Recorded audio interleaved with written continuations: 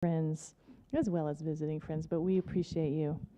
Um, so I was counting. I think this is our 17th class, so that's kind of neat.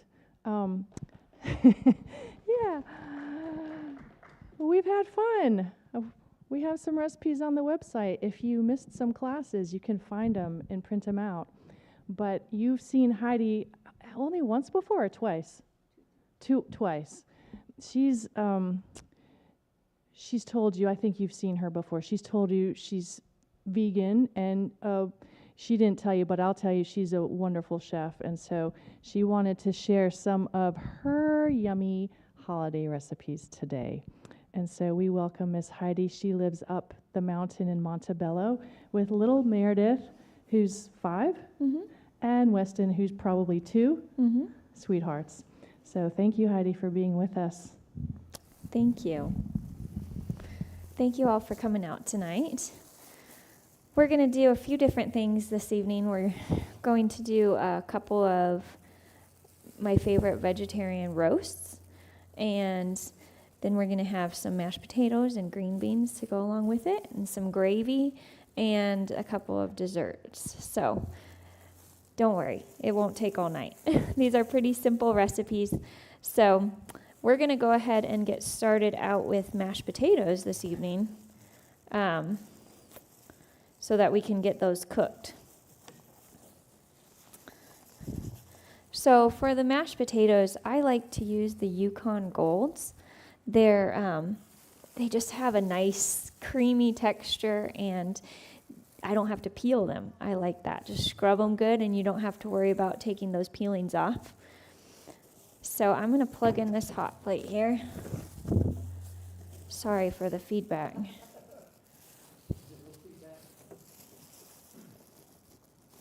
So we'll go ahead and get these going. The ladies and gentlemen in the kitchen help me get these all chopped up, but I chop them up to maybe about 1/2-inch cubes, and then just cover them with warm water, and we're going to put a good sprinkle of salt in there and get those cooking. Hello, welcome. So I'm just going to go ahead and turn this thing up to high. Let's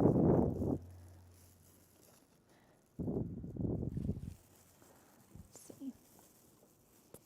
Okay, and we'll just get these boiling. So then once they cook in about 20 minutes, actually, I wonder if it might be better to do this in the kitchen. You guys have an extra burner in the kitchen? Could we just cook these potatoes back there? So we'll send these back to the kitchen and let them cook for about 20 minutes. You got it, Hazel? Thank you. And once they're soft, we'll just put them in a colander, drain off that water, and then we'll mix in our other ingredients to get them all mashed up. So that's the start for the mashed potatoes. Pretty straightforward for that. We're going to go ahead and go to the desserts next, because those need to be able to set in the fridge or the freezer to get hardened. So if you want to find your desserts page, my gloves are making it hard for me to flip through pages here. We're going to make 2 desserts, chocolate peanut butter fudge, and then chocolate covered almonds. So these are really easy, but they're super tasty. So I love things that are easy and tasty, because I don't want to spend all day in the kitchen. Especially on the holidays, it's more fun to be able to spend time with your family than to have to be slaving away in the kitchen the whole time. So I use these Nestle brand allergen-free chocolate chips, so you don't have to worry about gluten or any allergies. And they still do have sugar in them, but it's the organic cane sugar, so it's better than your artificial sweeteners, right? So it's not 100% sugar-free. You can get sugar-free chocolate chips, but usually they're going to be sweetened with some other type of artificial sweetener or with stevia, things like that. So it's whatever you prefer, but I really like these, and I feel like they're healthier than your traditional ones. So we're going to go ahead and start with the chocolate-covered almonds. I'm going to get this pan going here. Let's see. No, we'll use this one that's already going, that I had the potatoes on. Thank you. So I'm going to put this at about medium-high heat, and this is my makeshift double boiler because I don't have a double boiler. So I just take the medium saucepan, fill it about halfway with water. Is this blender in the way? And then I have the perfect size bowl to fit down in there to touch the water. And that's how I melt my chocolate chips. So we're going to put the chocolate chips in there. The recipe says 1 whole bag. I saved just half a bag for the demonstration, so the rest of them could be setting in the fridge and get nice and ready for us to eat tonight. Yes. Yes.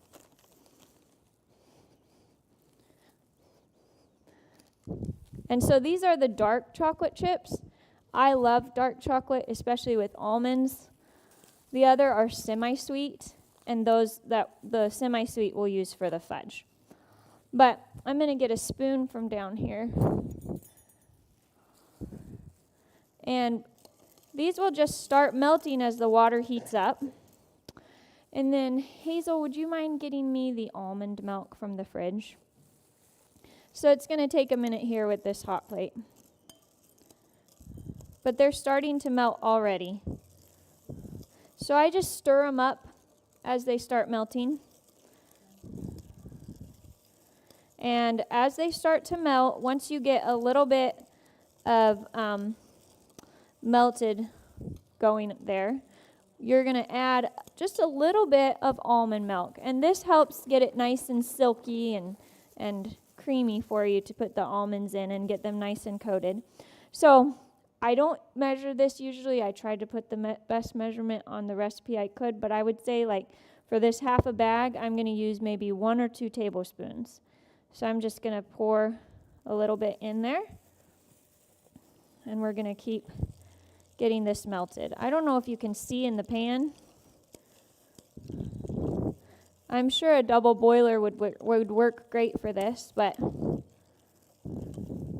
this works too. So now that I put the cold milk in, it's slowing things down a bit, but they'll get there. I'll turn my burner up a little.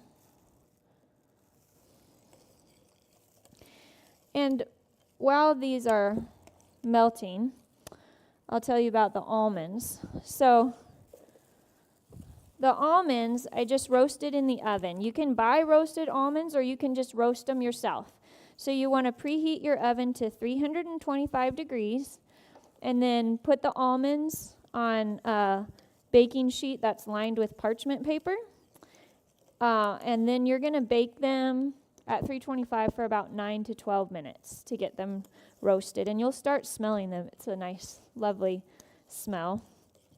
You could use raw almonds, but I like the taste of the roasted almonds in this best.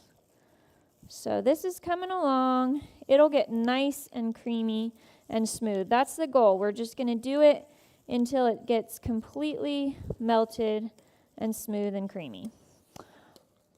Hazel, would you like to stir this while I start the next thing? Thank you.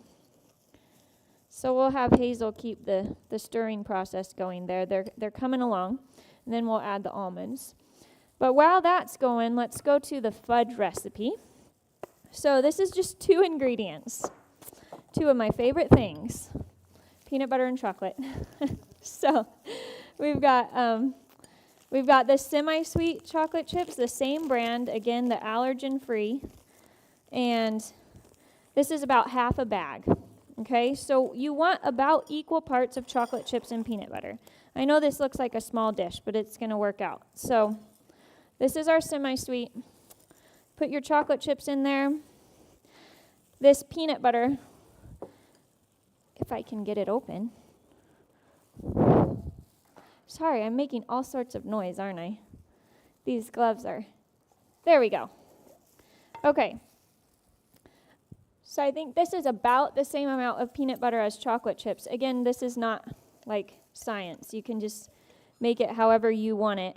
If you want more peanut butter, add more peanut butter. You want more chocolate, add more chocolate. Right? It'll work out however you do it. But I would say this is probably about 2/3 chocolate, 1/3 peanut butter. So we're going to just dump it in there, give it a little mix.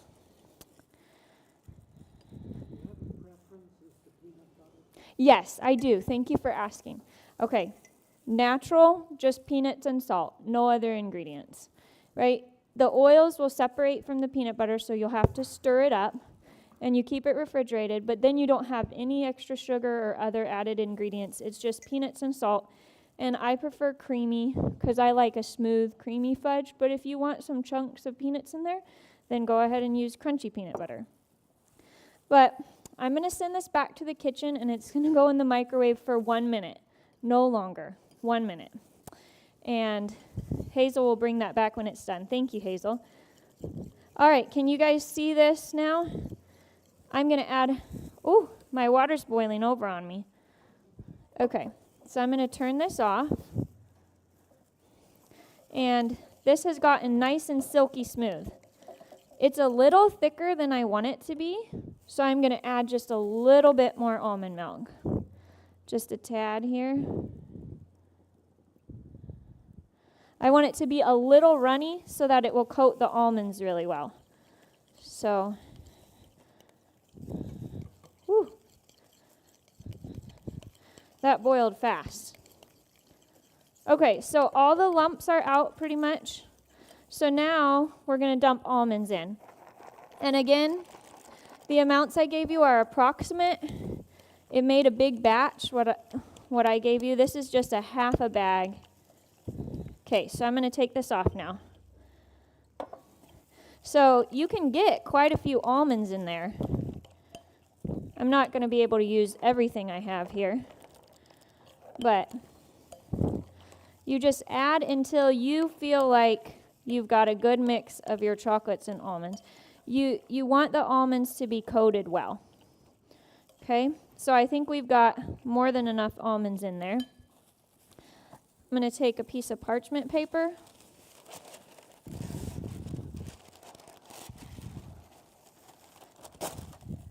Sorry, there's so much feedback. Can I adjust this somehow? I feel like I keep, every time I bump something or move.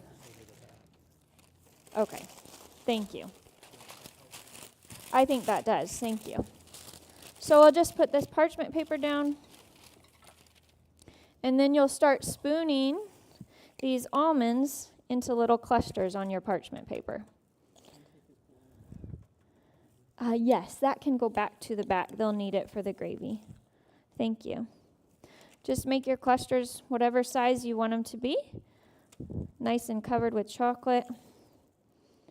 And the nice thing about this is you do get that nice chocolate and that little bit of sweet taste, but you also have a lot of almonds in there, and almonds are really good for you. So you get both things with this dessert. Yes, right? Good protein. Any questions on the desserts? We're almost ready for the chocolate that Hazel brought back. We'll get that mixed up next. I haven't. I've just done it straight and simple like this, but I'm sure coconut flakes on top would be wonderful. Yeah. Yeah, I think you could add whatever you want. Be creative with it. Usually I have a little bit of, is it my hair? Okay. Usually I have a little bit of chocolate left, and I just drizzle it over the top. This can go back to the kitchen. Is it too hot, though? Keep in mind, we are streaming, so if you. you have a question, the people online won't be able to hear it. So if we can either wait for the mic or Heidi can repeat the question. Okay, I'll try to remember that. Okay, so now Hazel brought back our chocolate and peanut butter, and it doesn't look completely melted, but just be patient with it because you don't want to put it in the microwave for too long. Just give it a good mix until all those little chunks are out and you've got a nice, smooth, creamy fudge. And if you feel like you need to put it in for another 15 seconds at a time, go ahead. But I found that just mixing it will get those lumps out. And you could add stuff to this if you wanted to, raisins, chunks of other nuts, marshmallows. That could be good, huh? No, I don't like marshmallows. And usually I just take a spatula and scrape down the sides so you'll get a nice clean bowl. But I need my spatula for something else. So what I didn't mention is put this in a container that's glass, one for microwaving, and two, if you can find one that has a lid, then it's nice and easy. Just put the lid on and stick it in the fridge or the freezer to let it set up. So we're actually going to send both of these desserts back to the kitchen. You want to take one, or you can get both? Okay, thank you. So we'll put the fudge in the freezer and the almonds in the fridge and let them set up. So, all right, any questions about those? Right? All right, I'm going to change gloves and adjust this so hopefully my hair won't keep making so much feedback. Let me see what I can do here. How long are you leaving things in the freezer or the refrigerator? I mean, you can leave them in for as little or as long as you want. So sometimes I just make that fudge for myself as a little snack. Okay, the question is, how long do you leave it setting in the fridge or the freezer?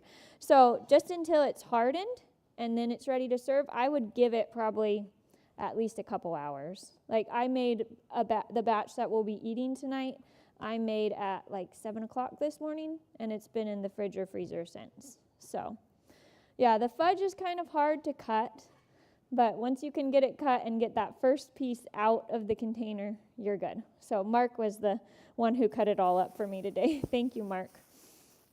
All right. Any other questions? Yes. Yes, I'm open to a suggestion. If you take a piece of parchment paper Mm-hmm. and line your the glass container, Yes. and then get your fudge melted and set Mm-hmm. in there, then when you start cutting it, you can just lift out the whole paper. Very true. That's a great suggestion. Thank you. I had thought of doing that, but I wasn't sure about putting parchment paper in the microwave. Is that okay? That's the only thing I wasn't sure about, was microwaving parchment paper. As long as it's not wax paper, which otherwise would melt and get in your food, parchment paper should be okay. Okay. I forgot to repeat the question again.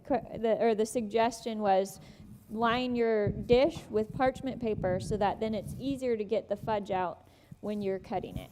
So thank you. Appreciate that. All right. Anything else on the desserts, or are we good to move on? Okay. All right. We'll go ahead and move forward to let's see. We'll do the gravy next. We're starting with all the sides. We'll get to our main dishes. Okay, so let me see if I can find this gravy. So this is a recipe that comes from my family. This is the gravy that I had all growing up. I don't know if my mom came up with the recipe or not, but it's my favorite. And then when I got married and started making it for my husband, it became his favorite too. So this is super easy. I like easy. So the flours or the gravies that you have to start with what is it even called?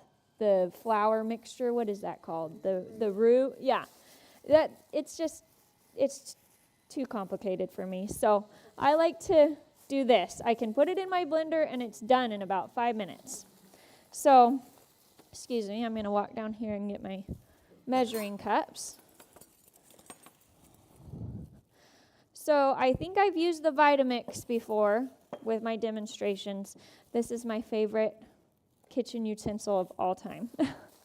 This is my best friend in the kitchen, and I use a lot of cashews to make sauces, and the Vitamix blends them up so smooth. So it saves me time.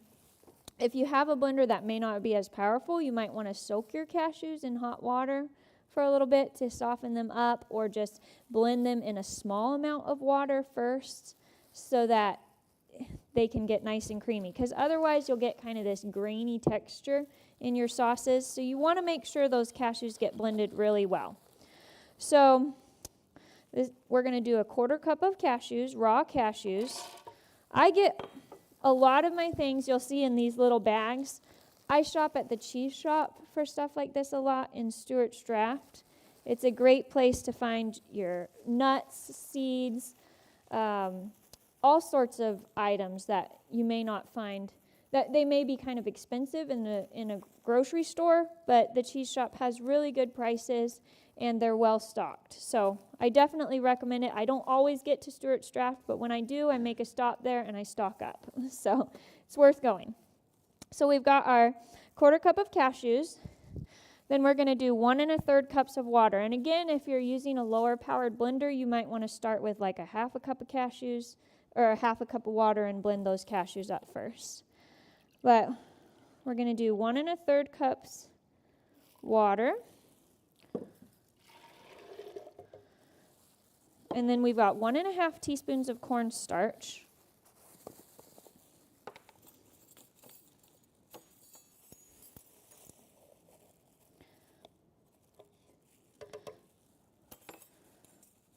And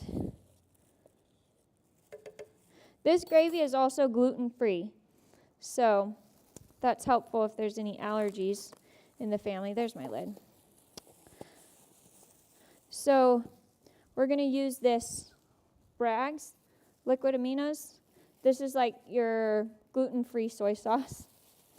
So we're going to, you can use regular soy sauce in this recipe too. I'm just making it gluten-free because I know we have some gluten-free attendees tonight. So we're going to do 1 tablespoon of the Bragg's. And then we're going to do 1 teaspoon of onion powder.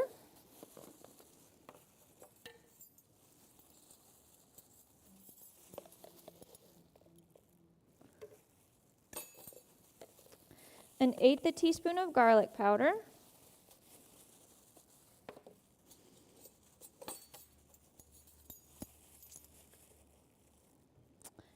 And then the last ingredient here is the Better Than Bouillon vegetable base.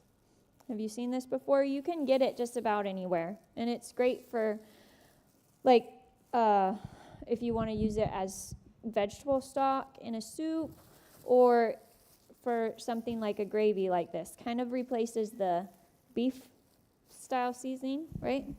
So this is, oh, it opened for me. I always have to run it under hot water. Okay, so we're going to do... Is this going to be a brown gravy? Yes, it's going to be a brown gravy. Yes. So it's 1 1/2 teaspoons of the Better Than Bouillon vegetable base. I'm just going to estimate here with a 1/2 tablespoon. Get that in there.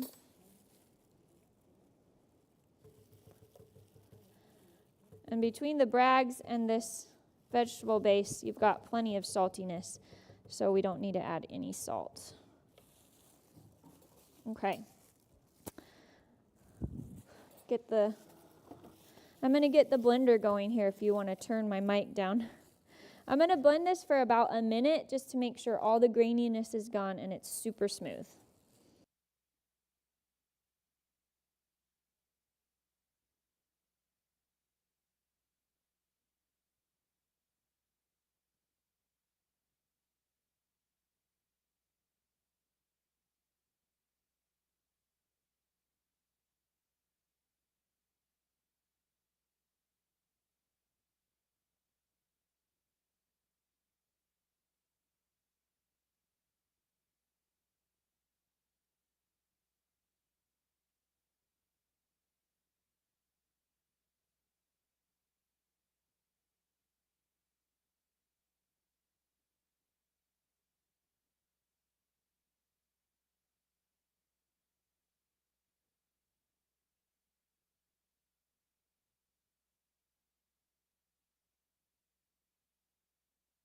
All right, that should do it.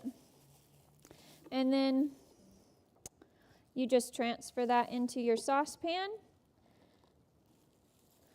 And I just cook it on high heat, but you want to stir it constantly so that it doesn't burn or get clumpy from the cornstarch. So I had another spoon. Is that little green spatula in there?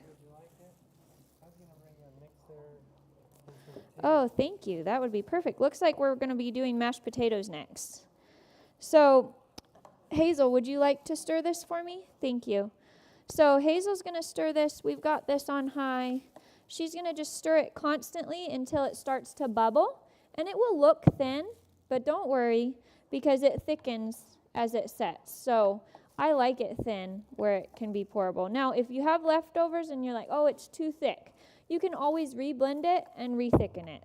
So, oh, Hazel says she uses the leftovers as mayonnaise sometimes too. That's a creative idea. Thank you for sharing.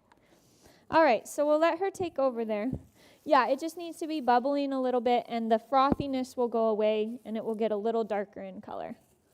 Any questions on the gravy? Okay, I'll get this heated up for mashed potatoes. Looks like we need to plug this in. I'll unplug the blender. Okay. So we have cooked and drained mashed potatoes here. I guess I don't need this on because they're already cooked. So we're going to now, this is quite a few mashed potatoes. I think it's probably about 12 to 15 potatoes. So I'm going to take and put a full stick of butter in it. But this is Earth Balance. I have the box in there, but it comes in a yellow and brown box, and you can also get it like in just where you would scoop it out. I like the sticks because I use it in baking, so it makes it easier for me.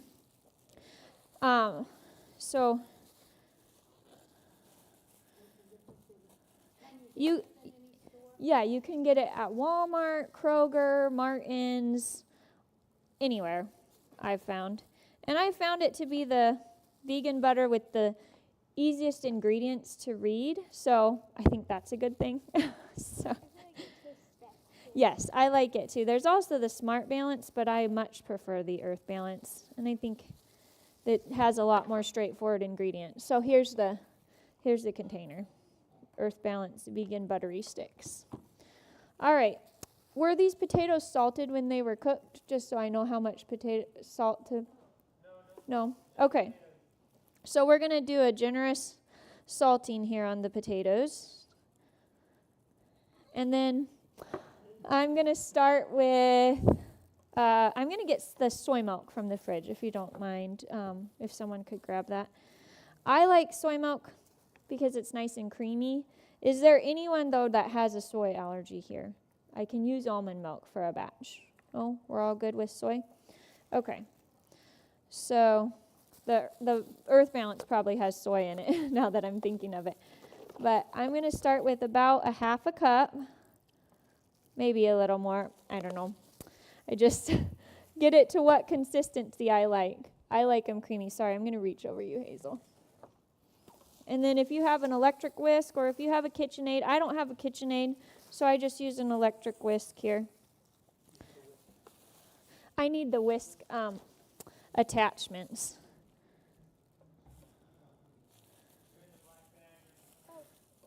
Oh, are they here? Oh. Okay, the gravy's done. Do you see it's bubbling there? And it's gotten nice and smooth. We don't have the froth on top anymore. There we go. So we'll just set that in the kitchen. It's ready to go. I'll show you the consistency here. It pours real nice. So hope you enjoy it. It's great over the mashed potatoes or the loaf. All right. They said there's... Okay, perfect. Here's my whisk attachment, so we'll get this going. All right.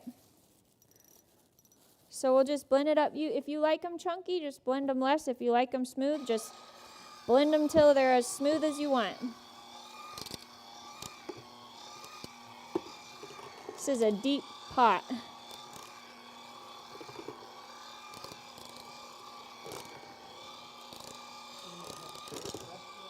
What? A what?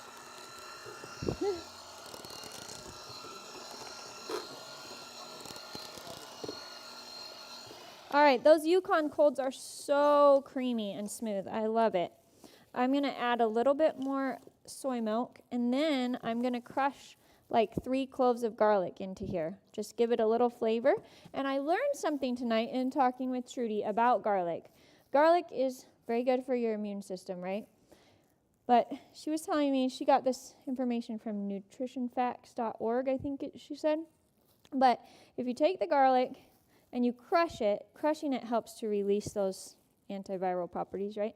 So if you crush it and then let it sit for about 10 minutes, then you can still cook it and still get the antiviral properties in it. So just something you can add here. What's going in our mashed potatoes in there that we're going to eat for dinner, the garlic was crushed and it was set out. So this one we don't have time to set the garlic for 10 minutes, but just a tip. So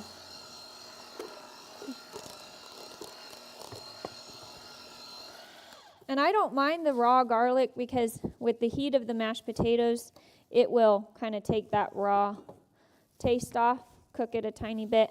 But it also just gives a lovely flavor. Another nice addition to this is fresh rosemary. I still have rosemary growing in my garden, so it's survived so far. Yeah, that's nice. I'm hoping mine will last through the winter if it doesn't get too cold up on the mountain. So I'm going to put 2 cloves in here. Just give it a little bit of that garlicky flavor.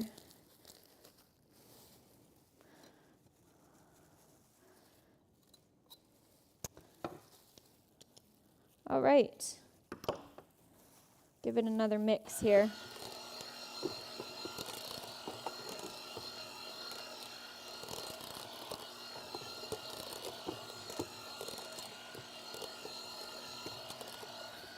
Okay, so I don't know exactly where these are at with salt and flavor. I always taste it and then just salt to taste.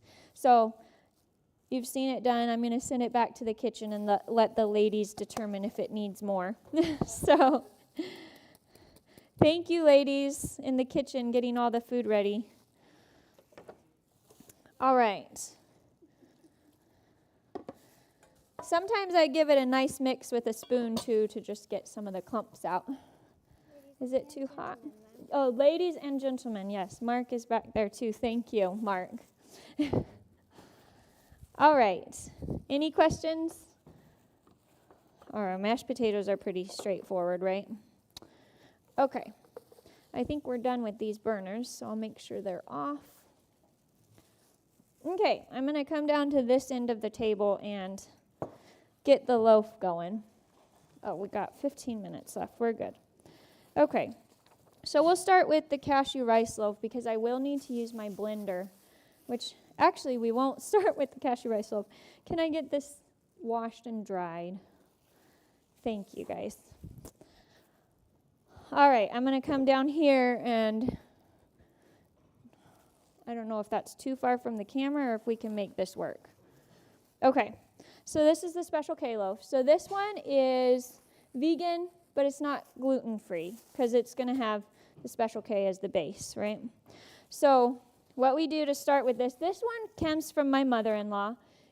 My husband loved Special K as a kid, right? And she made it with all the dairy and everything. And then she started to do more vegan cooking, and so she came up with this recipe, and we love it. We love it. He loves it just as much as the old one he had as a kid. So this, whoops, that's a lot of juice from the tofu still. So what it starts out with is just a pound of tofu, or what are these, 14-ounce containers. I get the extra firm. Don't use the super firm in this. We've tried it once. It does not work. It will be really dry. So no super firm tofu, but the extra firm is fine. Firm or extra firm. We're just going to crumble this up good. Okay. And then I might need a new pair of gloves now so I don't get tofu over everything else. Yeah, they're out here.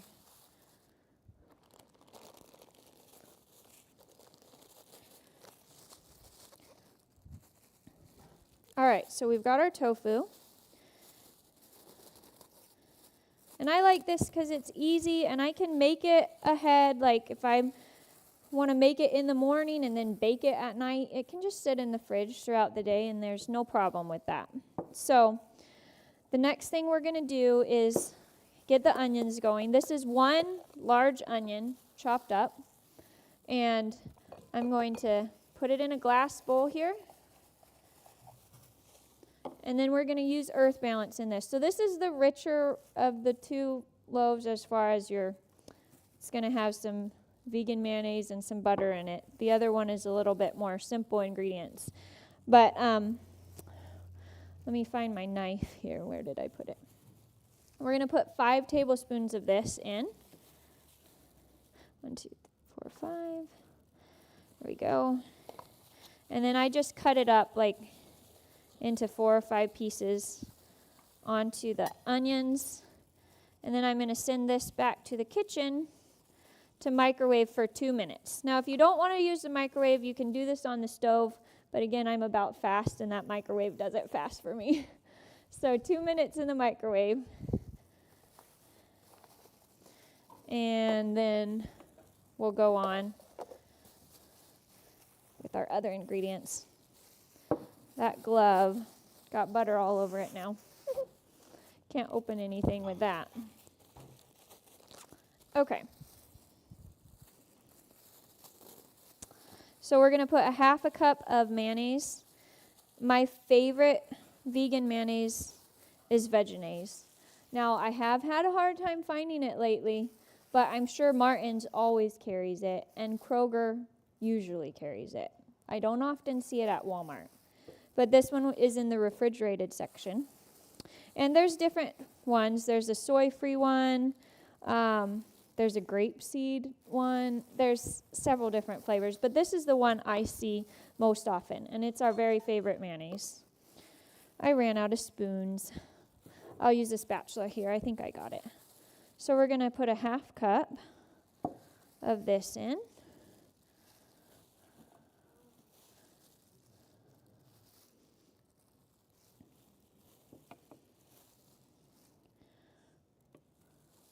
All right. 1/2 cup of mayonnaise, Vegenaise, I should say.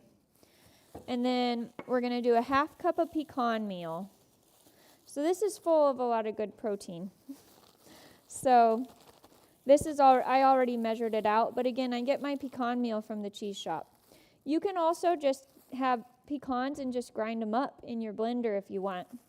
This is just easier for me. And I've also used walnuts. If you're out of pecans and you want to use walnuts, they work too. So 1/2 cup of that.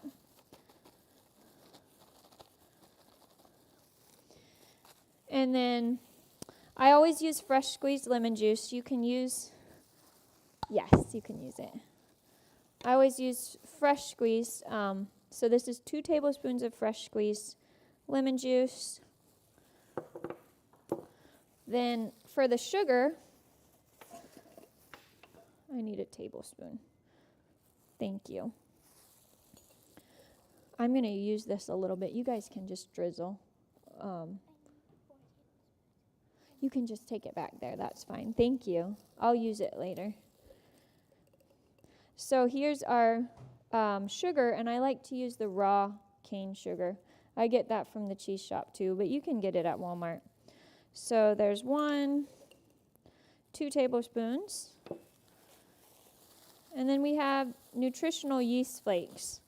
Again, I get these from the cheese shop, but I do believe Walmart does carry them, right? Nutritional yeast flakes. I use this a lot in sauces and just different different things, it adds a really nice flavor. So we're going to do 2 tablespoons of that. Yes, thank you, Mark.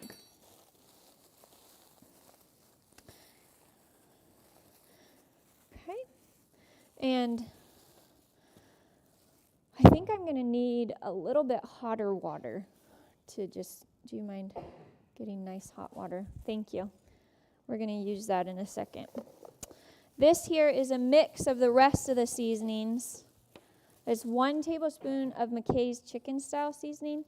I have not found something to substitute that. You can get it at the cheese shop. They don't carry the vegan one. It does have whey in it. So if you want it vegan, I think you can find it on Amazon, but McKay's chicken style seasoning. And I use that a lot as well. I make stock out of it, like a chicken stock that I'll put in soups and all sorts of things. So it's a very helpful seasoning to have around. But Amazon, I think you would be able to find the vegan one. Like I said, the cheese shop does carry the one that has some whey. But I have not, she's asking, what about using better than bouillon in its place? I think it would work for some recipes, but I think it has quite a different flavor. So I'm not sure it would work in everything. But you could always experiment. I have not tried it in this. So it says 1 tablespoon of the McKay's chicken style seasoning, and then it's got 1/2 plus 1/8 a teaspoon salt, 1/2 a teaspoon garlic powder, and 1/2 a teaspoon onion powder. So that's the rest of the seasonings that are in this. And then to make it all stay together, use flaxseed instead of egg. So a flaxseed is just like a natural egg replacer. It works in muffins and all sorts of things. So we're going to do 3 tablespoons of flaxseed, ground flaxseed. Again, you can get whole flax seeds and grind them up yourself if you want. But we've got 3 tablespoons of ground flaxseed, and then I'm going to take this nice hot water they brought me from the kitchen, just as hot as your tap can get it, and we're going to do 6. 1, 2, 3, 4, 5, and I had a little extra there, so we'll call that 6. And then what happens is it just gels up. So we've got like this nice gel, and the longer you let it sit, the thicker it will get, but that will hold your loaf together without having to put egg in it. So we'll just add that into the mix.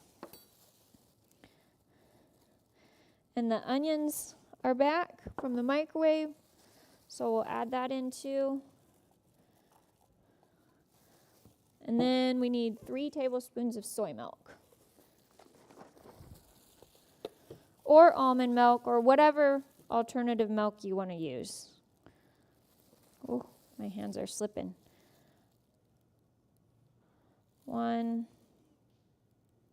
2, 3. There we go. And then I give it just a good mix to get all those seasonings mixed up really well before we add the cereal.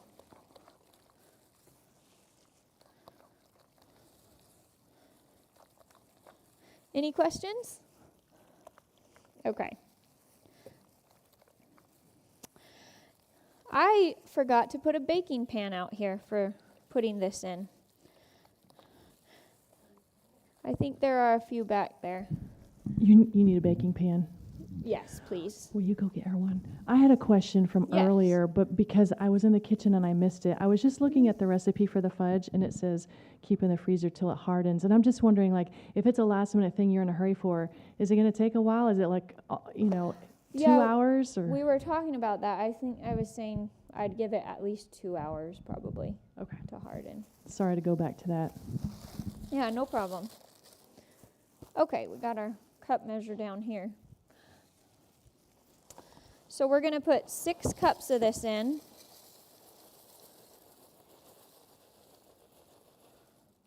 There's 4 and 6. I know you all are thinking cereal right now, but it's not going to taste like cereal. No, it's really tasty. really- Whenever I take this somewhere to an event to share, people have enjoyed it. So, or have people over. It's one of my favorite meals to make for guests. So, yes. It's not a question. I just want to say before I forget, a seasoning that's really good are the chicken salt brands of seasoning. You can get them on Amazon. The what? They're What called brand? chicken salt, Chicken salt. but they have no chicken in them. Okay. Did you say chicken salt? Chicken salt, And you can find that on Amazon. yeah. Do they have all sorts of different flavors? They have all kinds of different flavors. Okay. Well, that's good to know. Thank you. I'll have to check that out. So why do you choose chicken salt over something else? Is that a brand? It's a brand. Okay, so it's a brand. Vegan, they're sustainable. Okay. Thank you. I am about to run out of time here, folks. Sorry, I might get you eating dinner just a few minutes late, but we had a lot to do today. Yeah, that will be perfect. Thank you. So I usually bake this in a glass baking dish, but we've run out of glass, so we will put it in that one there. You just want to get it mixed up good, and if you feel like it's a little dry, you can add a little bit more milk. I would say usually it's like 3 to 4 tablespoons of milk. I think the recipe says 3. What was that? A glass dish? Oh, I think it will be okay. But thank you. So, I've got some avocado oil spray here. We're going to give this pan a good spray. And then we'll just press this into it.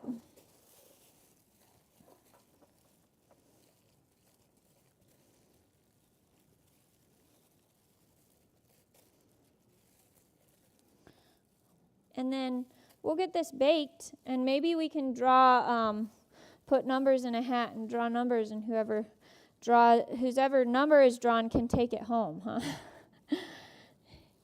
Can have a loaf prize. Because I think we'll have plenty of food tonight. I don't think we'll be running out. This won't bake in time anyways. It takes an hour to bake it. I mean, you can go less, but Special K loaf is always best if it gets a little crispy on the top and the sides. And those corner pieces are the best, in my opinion. All right, we'll send this back to the oven to get baked for about an hour. All right, I realize we need to get our green beans going. I'm sure that they have gotten them going in the kitchen, so we'll get ours started here. All right, so one thing I always try to do with any meal is have some veggies. Fresh, I always like to have some fresh, but also a cooked for a side dish, especially if I'm not going to have fresh. I want at least one veggie. And my kids absolutely love green beans. We grow them in the garden every summer, and my daughter will go out and pick them and just eat them raw. So I'm just fine with that. The more green stuff I can get down those kids, the better, right? So I'm just going to, I covered them about 3/4 of the way with water. Mark chopped all these up for me. Just chop them into, bite-sized pieces unless you want to leave them long. But we're going to just let those simmer away. I like them where they still have a little snap to them, so I don't cook them till they're mush. But you just cook them to what you like, and I would say it takes like 5 to 10 minutes to get them where I like them to be. And then we'll finish them off with fresh garlic, a little drizzle of olive oil, and some salt. So they'll be very tasty. But we'll let those cook while we do the cashew rice loaf, and I think we're almost going to make it in time here. All right, so this loaf, it's got a lot less ingredients than the Special K loaf, and it is gluten-free. What we've made tonight is gluten-free. Now, I have never made it with the gluten-free bread before, but I was like, well, why couldn't you just trade out the wheat breadcrumbs with gluten-free breadcrumbs, right? Now, I did have a little trouble finding gluten-free bread that was 100% vegan. So This does have a little egg in it, so if you don't want to have any egg, then go for the Special K loaf. But just in case anyone is strict on that.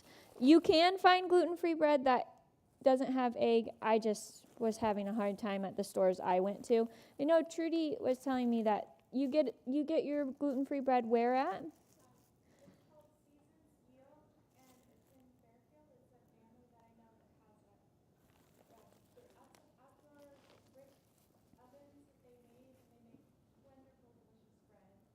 Okay.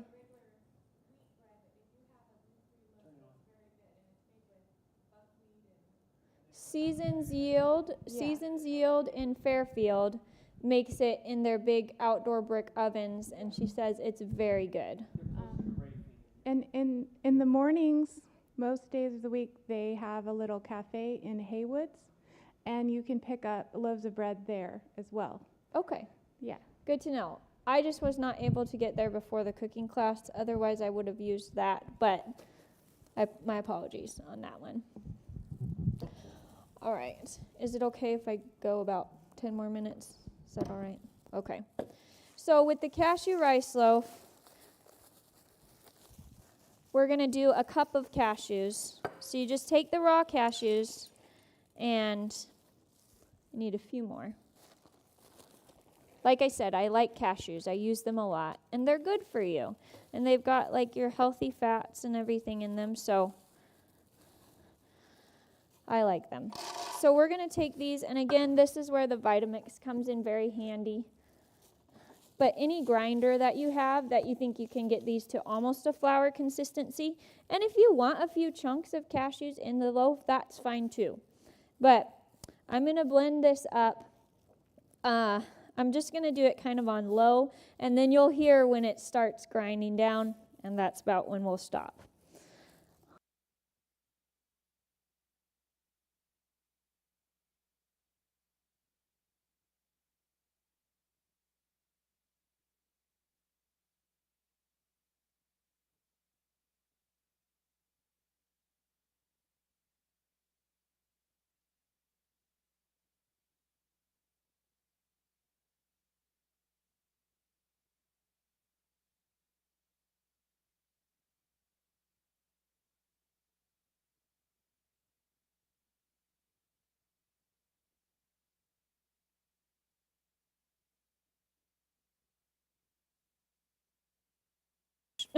So sometimes it gets a little like because the oils come out when you blend it up, it gets a little sticky. Did I have a little spatula out here? I think I did. Just need to wipe that off a little. No, this is fine. Okay, so just transfer that into a good size mixing bowl. I'm going to have to scrape it out of there because it gets stuck around the edges. And you'll want your blender to be nice and dry for that so it doesn't get stuck even worse. Okay, so there's our ground cashews. Next we're going to make our breadcrumbs. So you can buy breadcrumbs, but I feel like the bought-in breadcrumbs are just so dry. And you don't want it really dry in this loaf. So we're going to make our own. And it's really easy. And sometimes when you have like those just little pieces of bread left, and you're like, oh, I just want to use up the heels or whatever, just turn them into breadcrumbs. And you can always freeze your breadcrumbs and then use them for something like this. So I really like freezing food that I have left over. Because then, when I haven't gone grocery shopping for a while, and I don't know what to make, I can check my freezer, and I can almost always pull out a meal out of my freezer because I've frozen leftovers or rice or something, and we can pull something together. So usually it takes about 2 pieces of bread. These are small. We'll probably do 3. So I'm going to put 2 in at a time and just do it on low. It's not going to be super loud. At least not for us, but maybe it will do. Okay. Just turn it on low until it gets to the consistency you want.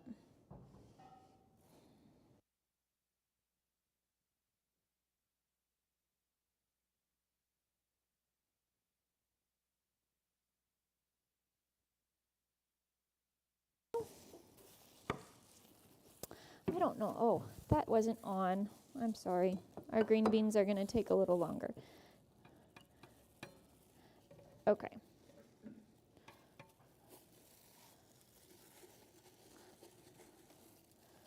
So I'm going to need at least one more piece.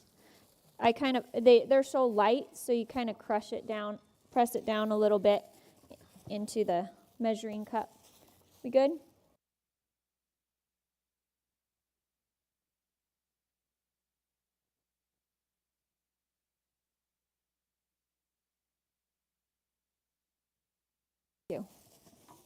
Okay, so this should top off this cup measure for me. I'm just going to dump it in because I know it's how much I want. Doesn't have to be perfect. We're not baking a cake, so. All right. This is 1 cup of cooked brown rice. And again, if you have brown rice left over from a meal, just put the leftovers in the freezer and you're ready to go for a meal like this. So 1 cup of cooked brown rice. I just cooked it in my Instapot. I didn't salt it because the recipe has enough salt in it to flavor it. But I put it in the Instapot with 1 cup of rice to 1.5 cups of water and cooked it for about 21 minutes, I think it was. The brown rice takes longer than the white rice. But however you like to cook your rice, just put that leftover in the freezer. Ready to go. Okay, so we've got our cup of ground cashews, our cup of wheat crumbs, our cup of gluten-free breadcrumbs, and then we're going to do 1 onion, which I have 1 chopped. I know I do. Here it is, right in front of me. So one onion. And if you don't like the flavor of onions, like my dad, he does not like onions, but it's in everything we make. So we just would cook it a little bit first so he wouldn't get the flavor of the onions as much. So you can do that, but it doesn't bother me to have them go in raw. This right here is the seasonings, some of the seasonings. We've got a tablespoon of parsley, a 1/2 teaspoon of salt, and a 1/4 teaspoon of celery salt in here. So we'll add that in. And then we want the Bragg's again. So we're going to take a tablespoon of this. 2 tablespoons of this, 2 tablespoons of Bragg's. And again, you can use regular soy sauce, but then it's not gluten-free. Okay.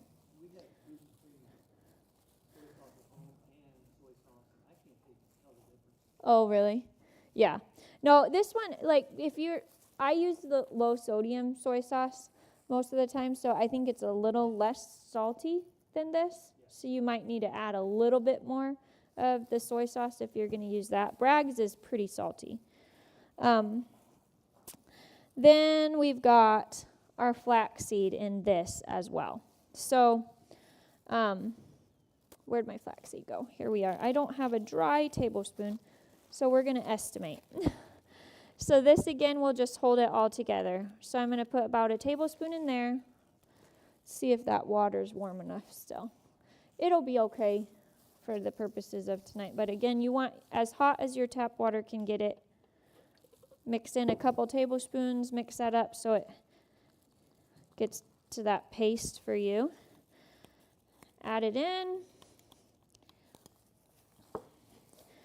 Give it another mix, and then we're going to add our milk, and it will just pull everything together. So for this, I'm going to use almond milk. You can use soy or almond milk. I was just trying to make this one with a little less soy. So this obviously has soy in it, but that's the only soy. I know some people don't like to use a whole lot of soy, so we'll keep it a little less in this one. So we're going to do 3/4 cup. of milk.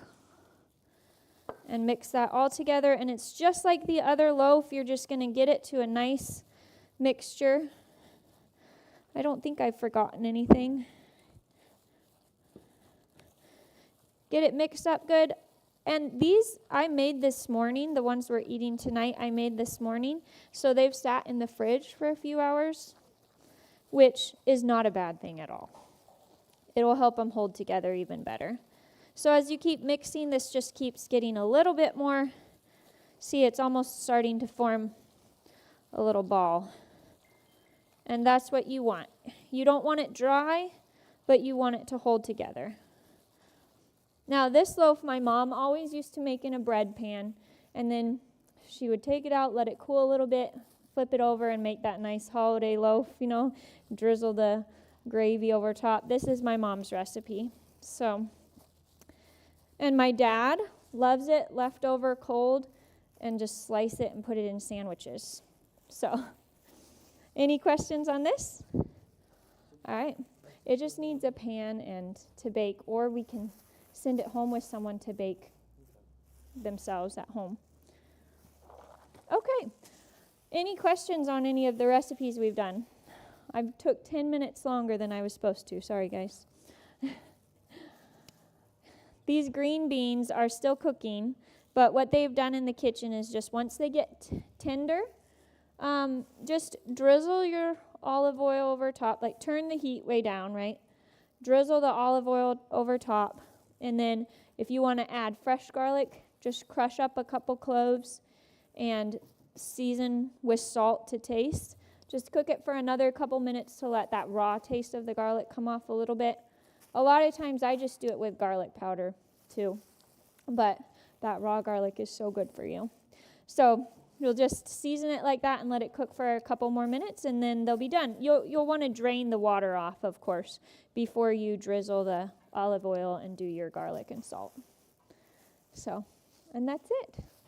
So I hope you all are really hungry because we have a lot of food. So, yes. Okay. Pastor Beltre, would you be willing to have the prayer for us as we begin our meal together? Thank you all.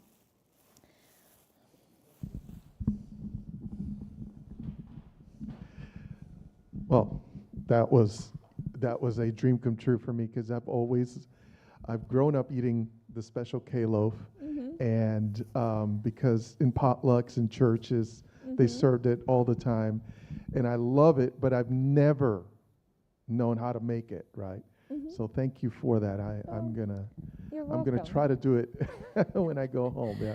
Good. Thank you so much. Let's pray together. Gracious Heavenly Father, thank you so much for Heidi, and thank you for her willingness to spend time with us here today to teach us how to make so many delicious meals. And so I pray, Father God, that as we eat the food that has been lovingly prepared for us by our volunteers, we pray that you would bless it and bless our time together. Again, thank you so much for this time and the opportunity to learn. We pray these things in Jesus' name. Amen. Amen. Thank you. All right, you all are welcome to fill your plates up and try these recipes out.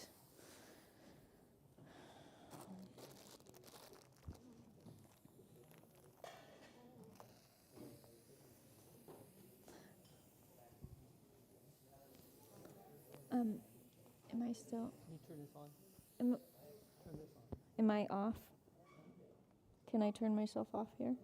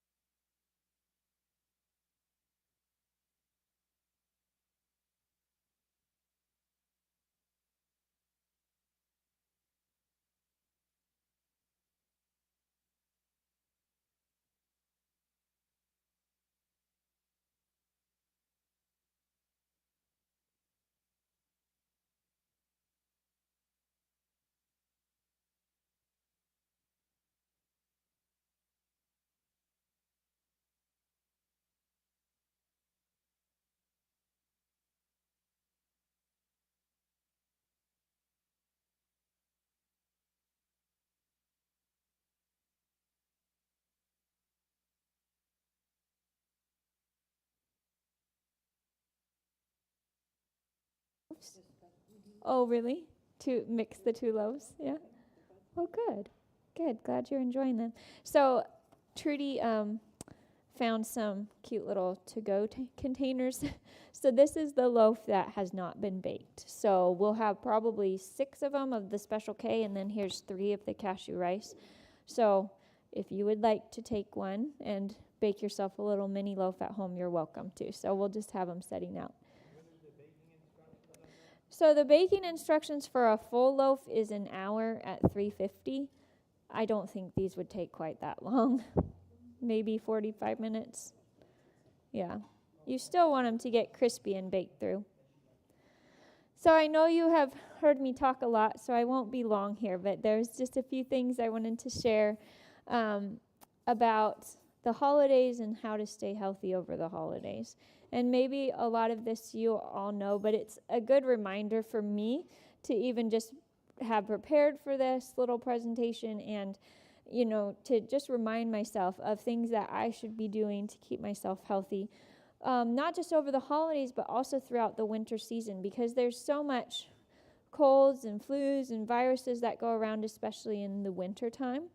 And so what can we do to try to prevent ourselves from getting sick? So there's 2 big words for me when it comes to health. One is moderation, because I'm not going to stand up here and say you need to completely change your diet for the holidays and you can't eat the yummy dishes that your mom makes for or your family makes for the holidays. I don't want to promote that, but because I think everything in moderation, right? My kids, they love sweets, right? Do I let them have them all the time? No, but they go to birthday parties or we have holidays and special times, and yes, they get that piece of cake or they get that fudge. It's good to have a balance, I feel. I don't want my kids to resent what I do and don't let them eat either. So we try to keep healthy as much as we can, but there's those special occasions too where we might indulge a little bit.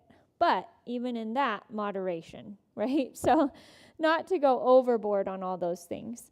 But one of the biggest things I think too is prevention, because we come to these holidays and maybe we eat more unhealthy than we do on usual times, and then we get sick, and then we're like, well, come January, we're going to go all healthy again, right? But really, health is a habit, right? It's not just something we do when we're sick. Oh, I'm going to load up on vitamins because I'm sick, right?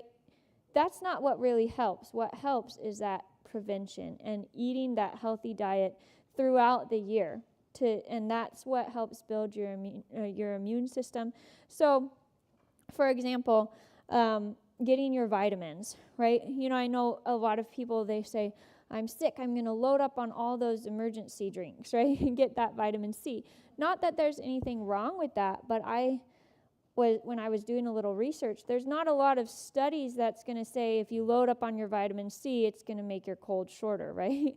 But if you're loaded up on vitamin C on a daily basis, right, because you're getting it through your fruits, your vegetables, all of that, and your body is having those vitamins and minerals on a daily basis, that's going to do you much better than just trying to load up on it on those couple weeks that you're sick, right?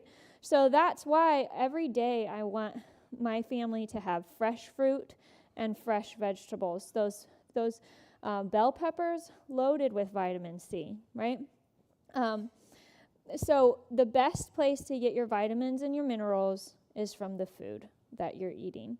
So when you go to that holiday event, maybe take a nice big salad, or to that brunch, take a fruit plate, right? And just make sure that within your meals, you're having those healthy items that will help keep your vitamins and minerals strong. Something else, there's three vitamins, 2 vitamins, 1 mineral, I guess, that really help with immunity. Vitamin C is one, right? And you're getting that tonight in the bell peppers and the fresh veggies, right? Then you've got vitamin D, which we don't get from our food, but we get from what? the sun or supplements, right? So I would strongly suggest taking vitamin D supplements, especially during the wintertime when we're not getting as much sun exposure. And my mother, she gets a liquid vitamin D3 where it's one drop has 2,000 IUs. And so you take one drop daily and just let it set under your tongue. The liquid will absorb faster or better than the little pills, which either way, but that's just one little tip, is the liquid vitamin D is really good. And then zinc, you can get it from nuts and seeds and some legumes. So if I remember correctly, it was like pumpkin seeds, sunflower seeds, lentils, things like that have a higher zinc content. And with zinc, you also want to be careful that you don't overdo it. Again, moderation. You can overdo your vitamins, right?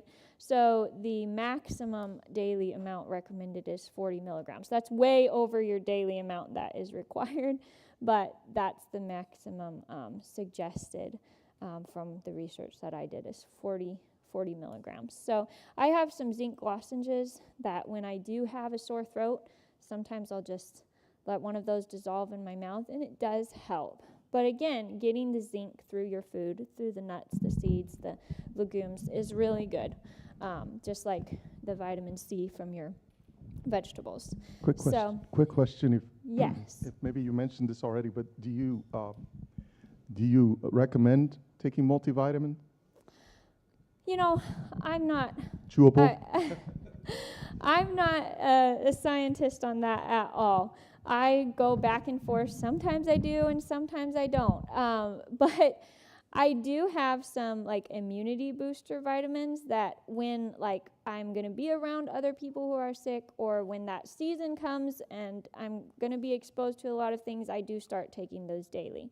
Whether it helps or not, I don't know. But my kids have both gotten sick and I'm still free and clear. So I think I've just, again, prevention, not just, oh, I'm sick, I've got to start taking these. No, prevention of keeping that up daily as a habit, whether you take the multivitamin daily or not, I don't know. But the one I would really suggest taking daily is the vitamin D, because we really, most of us do not get enough vitamin D in our sun exposure, and you don't get it from your diet. So taking the supplement is really good for that, because vitamin D is super good for your immunity, or your immune system. The other thing is in the wintertime, so I used to teach at an elementary school, and my kids would always complain.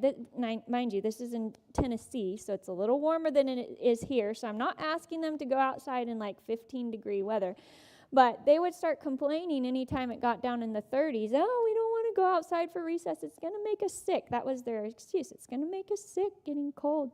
Like, well, bring a coat and you're going outside. So they were arguing with me one day so much. I said, okay, look, I'm going to call my friend who's a doctor and ask him if going outside when it's cold is going to make you sick. Of course, he said no.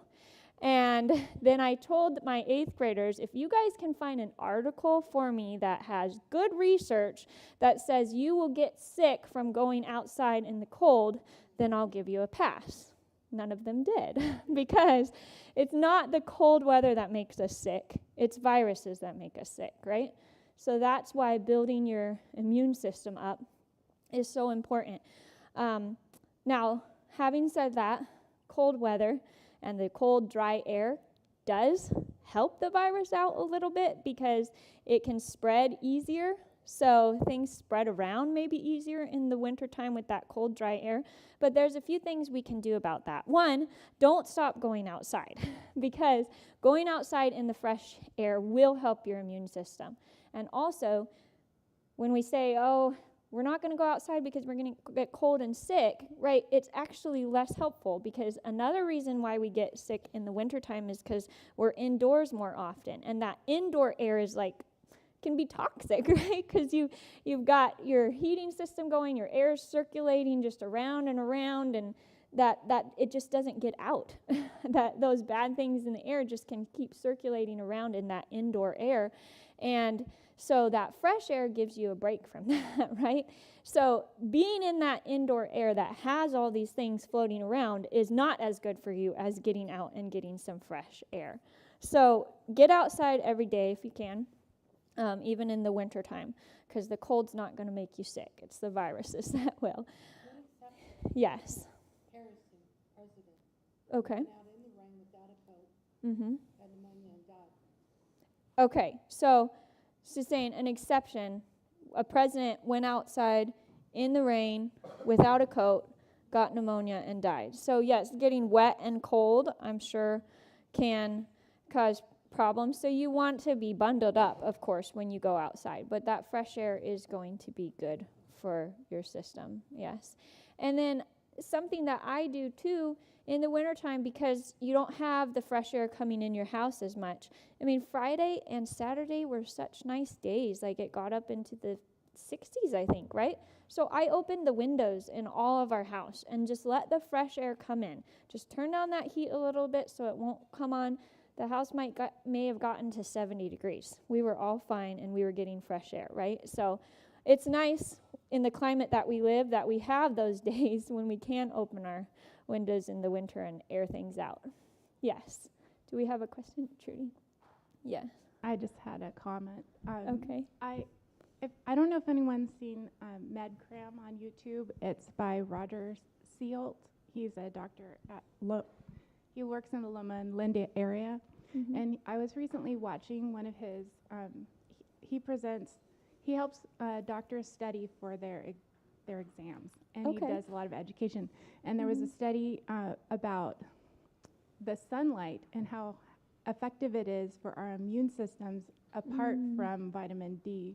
Mm-hmm. So in a lot of cultures, they will go outside in the sun. They just bundle up and make sure that they stay warm and don't get chilled. Mm-hmm. But they're out getting sunlight, and the rays of the sun that are very helpful to our immune system can penetrate your clothing. So you can be Okay. fully dressed as long as you're outside in the sun. And he was talking about a recent study that just came out, I don't know exactly when, and I haven't looked at the study myself, but they had patients that were sick with COVID in the ICU, and they had vests on them, all of them, that had a certain red light. It's a UV spectrum of the sunlight Okay. on the on their vests, and you can't see it with the human eye, so it was double blind. Some of them had the vest turned on, and some had it off. And they saw immediate improvement on the ones that were having the light turned on, and they were Interesting. discharged 4 days earlier than the ones who had it turned off. Wow. So that's pretty, like, if you think of all the therapies for COVID, that one is free, and everyone can access it, and it's very effective. So I try to get outside, bundle up, and just put a hat on, everything, and lay on the chaise lounge if I'm feeling sick. And I tell people about that because Yeah. I think it's pretty cool. That is really neat. Thank you so much for sharing. And that was the other thing I was going to say about getting outside is not just the fresh air, but you're getting that sunshine, which gives you that vitamin D, which is really important for us to remember to do that in the winter also. Being indoors is not what's going to keep you healthy, right? So also with getting outside, getting exercise too, because sometimes in the winter we slow down on our exercise routine, where I know I'm not as active with my kids in the winter, but I still try to be. It's kind of hard. Sometimes it's frustrating to bundle up a 5-year-old and a 2-year-old and make sure their gloves stay on and their hats stay on and they stay warm and they stay dry, but it's worth it because we have fun when we go out, and I know it's good for their health. So it's worth it. And I think that's about all I had to share. But I hope we all stay healthy and happy over the holidays. And thank you all for your time. Thank you.